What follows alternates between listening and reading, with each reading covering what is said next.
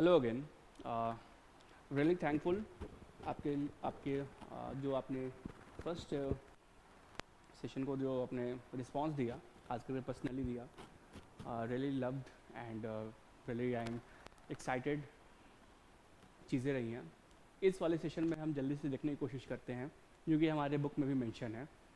Equally ये important होगी CDPO के लिए भी एंड BPSC प्रीलिम्स में जो भी अभ्यर्थी हैं, एस्पिरेंट हैं, उनके लिए भी।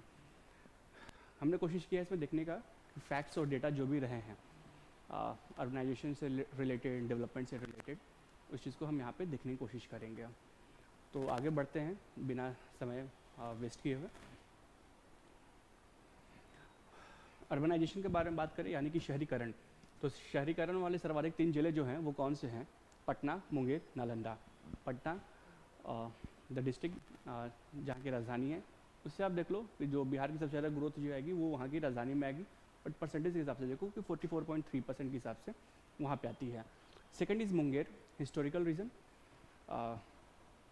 उसको आप याद रखो। And third is Nalanda. Nalanda को आप को रिलेट कर सकते हो कि कंस्टिट्यूएंसी है हमारे ऑनरेबल CM की, उस हिसाब से भी। तो पटना, मुंगेर, नालंदा, ये सर्वाधिक अर्बनाइज 3 जिले रहे हैं सेंसस डेटा के हिसाब से।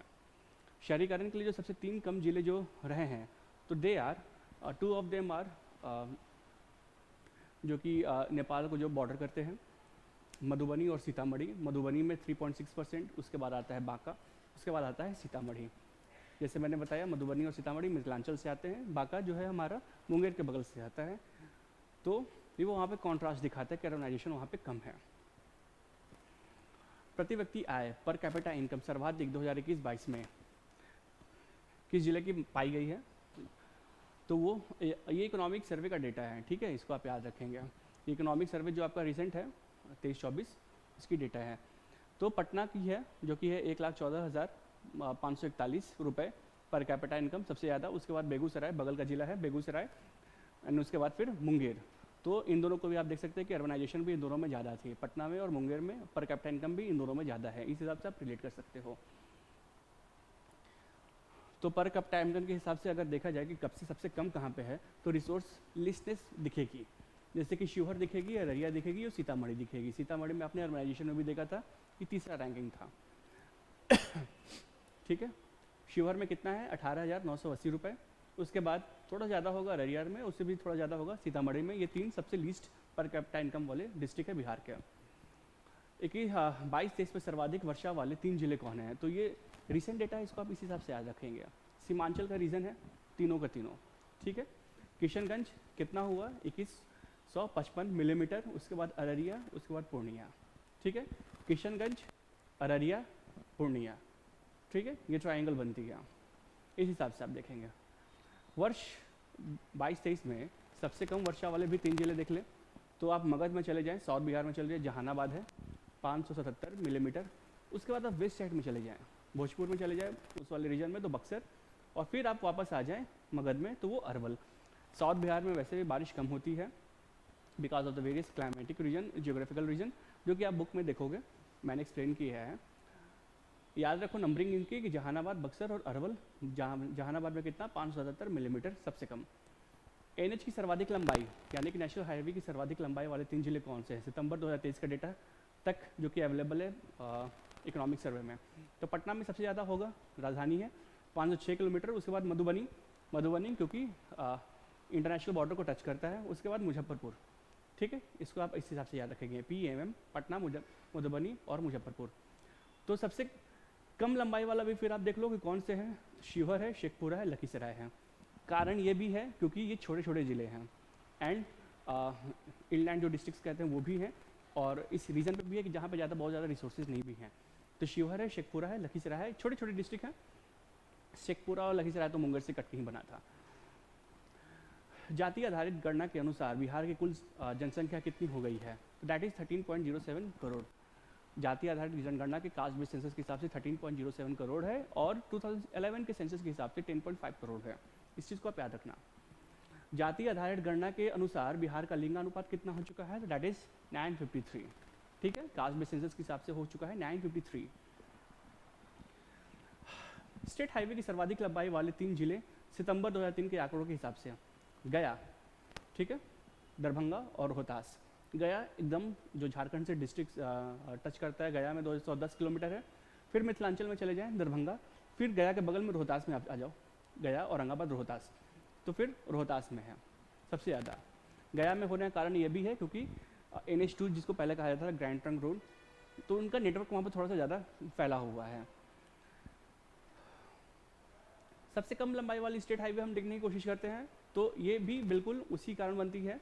शिवहर, जैसे मैंने बताया, क्योंकि साइज़ भी छोटा होता है, 12 किलोमीटर है। खगड़िया है, बेगूसराय के बगल में खगड़िया है। बक्सर और लखीसराय, बक्सर और लखीसराय दोनों किलोमीटर के नाम पे, लेंथ के नाम पे एक ही जैसे हैं। 22-23 में सर्वाधिक बिजली की खपत करने वाले हैं। इससे ये भी पता चलता है कि पर कैपिटा इनकम भी कितना है, अर्बनाइजेशन भी कितना है, लोग भी कितने हैं और रेवेन्यू भी कितना आ रहा है, तब तो बिजली खपत हो रही होगी। क्योंकि अगर रेवेन्यू नहीं आ रहा हो तो बिजली तो मिलेगी नहीं। तो राजधानी पटना पहले आती है, दूसरी सेकेंड राजधानी गया, और तीसरी मुजफ्फरपुर। तीनों इंडस्ट्रियल रीजन भी है और सेंटर्स हैं डेवलपमेंट के बिहार में, पटना, गया, मुजफ्फरपुर। 22-23 में सबसे कम बिजली खपत करने वाले जिले, तो इससे हम ये भी देखते हैं कि वहाँ पे रेवेन्यू भी कम आती है, लोग भी कम है, डिस्ट्रिक्ट छोटा भी है और बहुत ज़्यादा इन्फ्लुएंस नहीं रखता है, तो शायद वहाँ पे उतनी ज़्यादा सप्लाई नहीं होगी। तो शिवहर, अरवल और शेखपुरा, ठीक है, शिवहर, अरवल और शेखपुरा, SAS SAS। 22-23 में चावल के उत्पादन, हम अब क्रॉप प्रोडक्टिविटी और प्रोडक्शन के ऊपर में अब जा रहे हैं, ठीक है, नॉर्मल अर्बनाइजेशन फैक्ट से बाहर निकलते हुए। तो एक इकोनॉमिक डेटा लेते हैं हम लोग, इकोनॉमिक सर्वे का। 22-23 के चावल में उत्पादन में शीर्ष 3 जिले कौन हैं? रोहतास है, और इसको अगर आप मेंशन भी करना चाहो तो आप देख लो कि कितना वो प्रोडक्शन करता है, तो 944.81, 944.81 हज़ार पर टन। उसके बाद उसके बगल का जिला औरंगाबाद और उसके ऊपर का जिला कैमूर।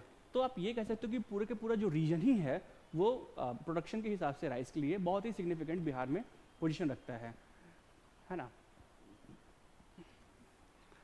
अब उत्पादकता की बात करते हैं हम लोग। हमने उस समय बात किया था उत्पादन का, उत्पादकता का बात करते हैं, यानी कि हम इसमें डेंसिटी देखते हैं कि कम एरिया में ज़्यादा प्रोडक्शन की कहाँ पे हो रही है। उसमें भी रोहतास सबसे ज़्यादा है। किलोग्राम पर हेक्टेयर के हिसाब से देखें तो 4717 किलोग्राम पर हेक्टेयर का जो प्रोडक्शन है वो सबसे ज़्यादा रोहतास में होता है। उसके बाद लखीसराय में होता है, उसके बाद फिर उसके बगल का डिस्ट्रिक्ट जो है रोहतास का, औरंगाबाद, उसमें होता है, ठीक है। तो ये बिल्कुल जो जाती है साउथ वेस्ट। आपने मैप देखा होगा तो मैप में आप लोकेट कर सकते हो कि रोहतास, कैमूर और औरंगाबाद एक रीजन में आती हैं बिहार के।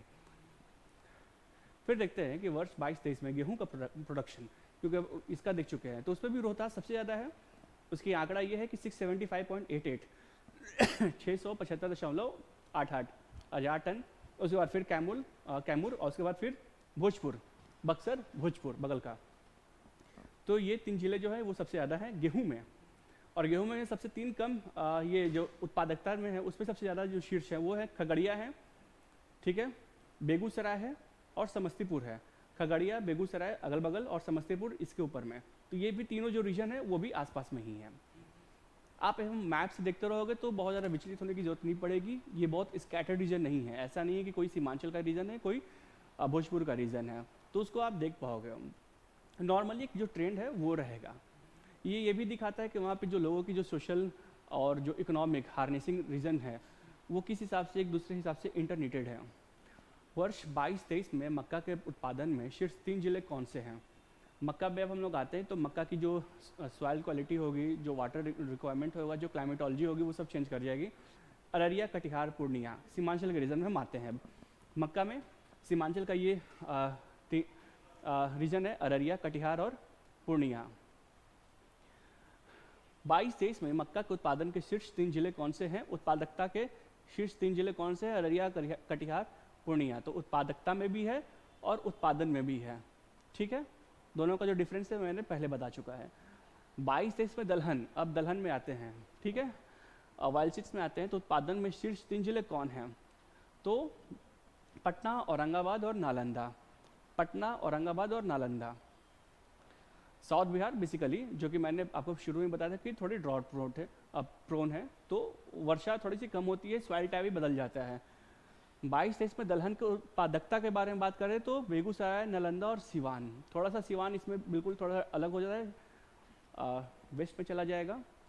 बेगूसराय भी सेंट्रल में रहेगा, उसके नीचे में आप आ जाओ तो नालंदा में आ जाओगे। ठीक है, तो दलहन में ये तीनों उत्पादकता में हैं।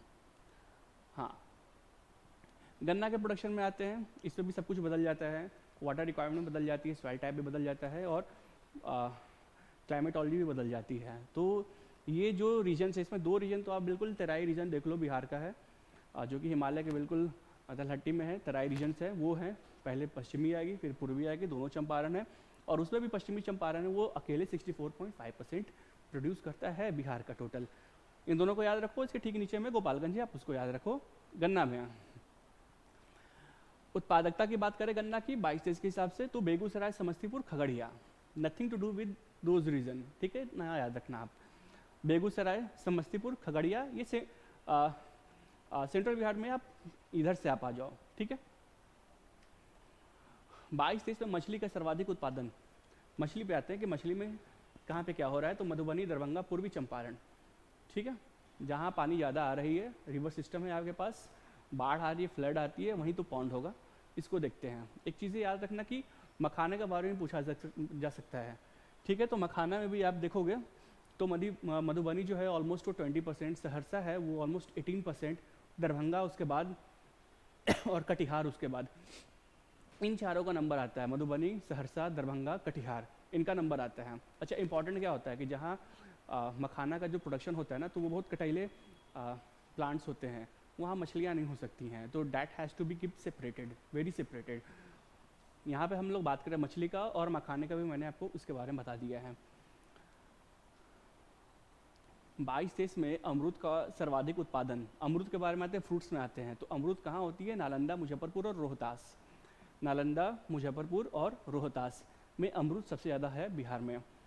उसी हिसाब से आम के बारे में बात करते हैं, तो आम का राजा जो है वो बिहार में दरभंगा है, उसके बाद पूर्वी चंपारण बगल में जाते हैं और वैशाली उसके नीचे आते हैं। ठीक है, मुजफ्फरपुर के ही नीचे में है, लेकिन थोड़ा सा और नीचे आते हैं दरभंगा के, तो वैशाली, ये जो भी रीजन है ये आम के लिए, प्रोडक्शन के लिए बिहार में फेमस है। केला के बारे में बात करते हैं, तो मधुबनी, वैशाली और मुजफ्फरपुर, मधुबनी दरभंगा के ऊपर, मधुबनी, वैशाली और मुजफ्फरपुर, ये आसपास के ज़िले हैं, ये केला के लिए फेमस है।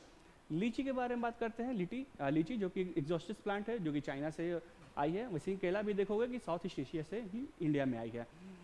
लीची के बारे में बात करते हैं, तो लीची पूरे इंडिया में ही मुजफ्फरपुर फेमस है, 48%, बिहार का ही सिर्फ 48% ये प्रोड्यूस करता है, उसके बाद पूर्वी चंपारण और उसके मुजफ्फरपुर के नीचे फिर वैशाली, तो एक वो रीजन बनता है जहाँ पे लीची प्रोड्यूस होती है।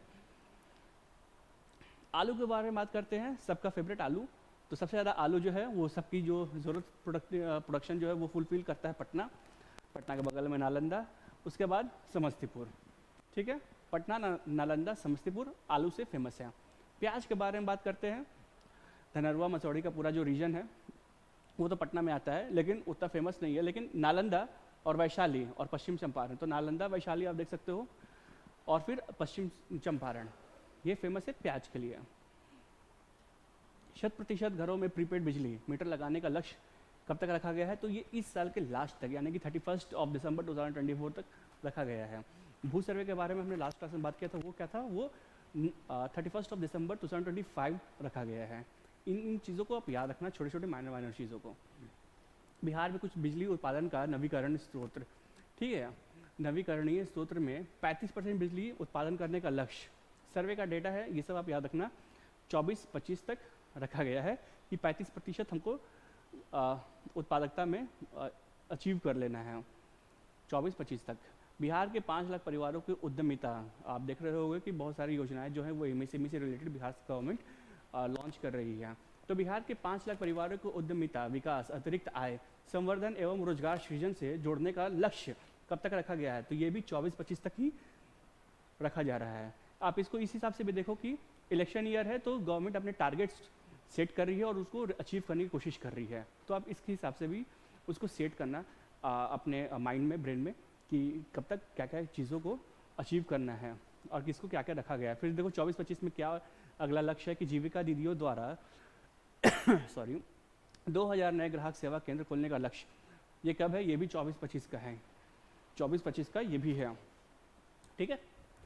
देखो, जीविका द्वारा 35,000 युवाओं को प्रशिक्षित कर उन्हें नियोजित स्वनियोजित करने का लक्ष्य, यानी कि उनको रोजगार किस हिसाब से प्रायोजित दिया जाए, वो भी 24-25 तक है। ये सब आप इलेक्शन ईयर के साथ आप उसको रिलेट कर सकते हो कि ये सब मैनिफेस्टो में जाने वाला है कि हमने ये चीज़ अचीव किया है, नॉट पॉलिटिकली स्पीकिंग, बट आप उसको रिलेट करो कि अगले साल तक क्या क्या बिहार ने लक्ष्य सेट कर रखा है कि हमको क्या क्या अचीव करना है। बिहार के भू सर्वे कार्य को पूरा करने का लक्ष्य मैंने पहले ही बताया, बिजली वाला जो था कंप्लीट इलेक्ट्रिफिकेशन हाउस होल्ड में, वो इस साल तक है। हाउस होल्ड में याद रखना, कमर्शियल नहीं है, वो प्राइवेट है। हाउस होल्ड याद रखना, वो 31 दिसंबर 2024 है। और भू सर्वे यानी कि लैंड सर्वे की जो बात हो रही है वो 2025 के दिसंबर के 31 तारीख तक का उसको डेट रखा गया है। बिहार के निर्यात को 20 गुना बढ़ा करके देश के कुल निर्यात का 10% करने का लक्ष्य, ये अगले साल इसको भी रखा गया है, 2025 तक में रखा गया है। एक्सपोर्ट के बारे में बात हो रही है यहाँ पे।